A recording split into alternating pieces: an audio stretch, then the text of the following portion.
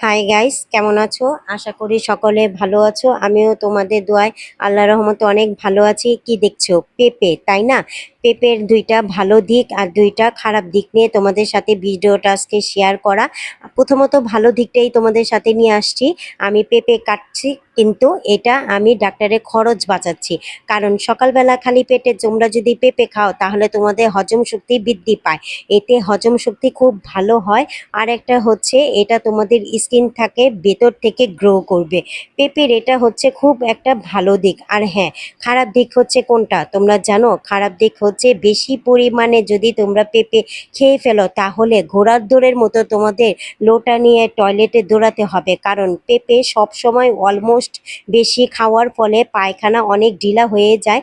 এতে সবারই অসুবিধা হয়। তাই পরিমাণ মতো খাও, নিয়ম করে খাও, স্কিনও গ্রো হবে, হজম শক্তিও বৃদ্ধি পাবে। আর লোটা নিয়ে তোমাদের আর টয়লেটে স্পিরিটে দৌড়াতে হবে না। ভিডিওটা ভালো লাগলে লাইক কমেন্ট